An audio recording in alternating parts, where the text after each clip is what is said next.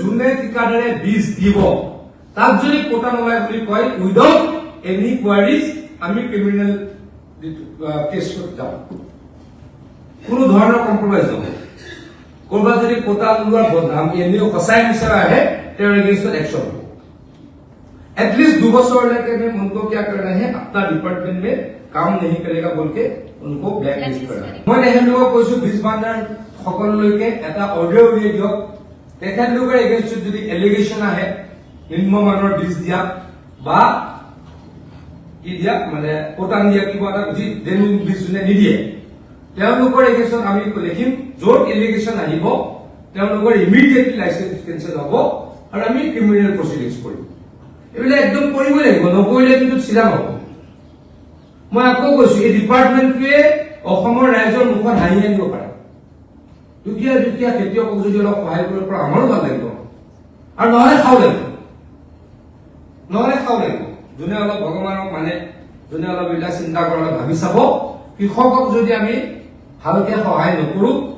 মই আগতে যেতিয়া ৱাটাৰ ৰিচোৰ্চ মিনিষ্টাৰ আছিলো মথা এটা ভাঙিলে মোৰ ৰাতি টোপনি নাই কিয় নাই জানে মথাৰি কাৰোবাৰ আপোনাৰ আমাৰ ইয়াত থকা মানুহ কাৰোবাৰ পানী হয় এই হলটোত থকা কাৰোবাৰ ঘৰত পানী হয় বানপানী আৰু নহয় কাৰণ আমিতো চহৰলৈ গুচি গলো ভালকে থাকো কাৰণ সাধাৰণ মানুহখিনি হয় গতিকে এনেকুৱা চিষ্টেম কৰিছো মথাৰি যাতে ভাঙিবই নোৱাৰে ভাঙিলেও যাতে 2 নম্বৰ দিনৰ পৰা কাম আৰম্ভ হ'ব সময়মতে কৃষকে সাৰ পাব লাগিব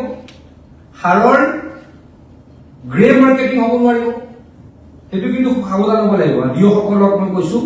সাৰ আমাৰ পৰা লৈ পেলাই বেগত বিক্ৰী কৰে এইটো টোটেলি বন্ধ হ'ব লাগিব হয় নে নহয় সাৰ আমাৰ পৰা লৈ বেগ মাৰ্কেটিং কৰে নকৰে কৰে নে মই এনে শুনিছো কৰে নহয় আপোনালোকে মোক কৈছে মই বহুত নাজানো মই শুনিছোৱে কৰে নে নকৰে যদি কৰে বন্ধ হ'ব লাগিব তাৰ পাছত বীজ চবতকৈ এটা ডাঙৰ ঘটনা 3জন ফাৰ্মাৰক মই অকলে শুনিলো 3জন ফাৰ্মাৰে মোক ক'লে খেতিৰ বীজ আমি সময়মতে নাপাওঁ এইটো হ'ব পাৰিব এইটো এবাৰ চিম্পলি হ'ব পাৰিব নহলে কৰিম বীজ আমি দিব নোৱাৰো দিলে টাইম দিম চিম্পল কথা বীজ দিব নোৱাৰিম ক্ষমা খুজিম কিন্তু বীজ কৰাৰ বীজৰ যিখিনি সময়ৰ প্ৰয়োজনীয় তাৰ এসপ্তাহৰ পিছত দিলা হয় ওদালগুৰিত বোলে বীজ বিচাৰিলে আজি এসপ্তাহ মানৰ আগত ক'লে আৰু 3 দিন 4 দিন লাগিব যেতিয়া খা খবৰ ললে কেতিয়া বীজ আহিলে 4 দিনৰ আগত বীজ আহিলে মানে 4 দিন পৰি থাকিলে আমাৰ গোডাউনত বা হেড অফিচত আৰু 4 দিন পাছত গৈ পেলাই কোনে পালে খেতিয়কে পালে 8 দিন গুচিয়ে গ'ল 8 দিনতো টাইম গুচিয়ে যায় খেতি বীজৰ এটা বহুত টেকনিকেল হেৰি হয়নে নহয় বীজটো যদি ধানৰ বীজটো যদি সময়ত নাপায় সেইটো এটা টেকনিকেল কাৰণ 15 দিনতো সম্ভৱেই নহয় গতিকে আমাৰ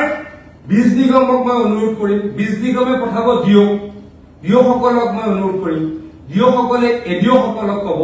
যে প্ৰপাৰ টাইমত আমি এবাৰ পৰা 1 মাহ আগত বীজ পঠাম 1 মাহ আগত বীজ পঠাম তেওঁলোকে কথা দিছে মই ইমান ডিটেইলছত নাজানো মই এটা শুনাম এইবাৰ কি হয় নাজানো কিন্তু ছমাহ পিছৰ পৰা মই নিজে কৰিম কণ্ট্ৰল গতিকে তেওঁলোকে কথা দিছে বীজ 1 মাহৰ আগত দিব আৰু আপোনালোকে বীজ আগত বিলাব আৰু বীজ কোনে পাইছে কোনে নাপাইছে এইটো এটা ডাঙৰ সমস্যা আমি এমএলএ গমে না মই 15 বছৰ এমএলএ থাকিলো মই গমে না আৰু গণ্ডগোল লাগে কেইটামান কেইজনমান খেতিয়ক আছে তেওঁলোকে এমএলএ পৰা চলি লৈ গৈ থাকে তেওঁলোকে গাবু তেওঁলোকে পাই বেলেগ কোনো নাপায় টোটেল ফাৰ্মাৰ্স তো 25000 ফাৰ্মাৰ্সে পাইছে না এইটো এটা ফিল্ডত গণ্ডগোল আছে এতিয়া বা কি হ'লে ট্ৰান্সপাৰেন্ট হ'ব লাগিব সবে সেৰিমনি দিব লাগিব মেম সেৰিমনি লিখা নাপায় সেৰিমনি কৰিব লোকেল এমএলএ ক'ব টাইম দিলে মোক জনাব লোকেল এমএলএ যদি থাকিব নাথাকিলে আমি সেৰিমনি যি বীজ ডিস্ট্ৰিবিউট হ'ব ফ্ৰম নাও ইট উইল বি ডিস্ট্ৰিবিউটেড সেৰিমনি যিকোনো বীজ এতিয়াৰ পৰা ডিস্ট্ৰিবিউট হ'ব সেৰিমনি তাত কোনো ধৰণৰ কম্প্ৰমাইজ কৰা নহয় ক'ৰবাত লাগিলে 50 জনৰ মিটিং কৰিম ক'ৰবাত লাগিলে 200 জনৰ মিটিং কৰিম হ'ব কিবা অসুবিধা আছে তাত হলে কৈ যাব মই গুণী জ্ঞানী নহয়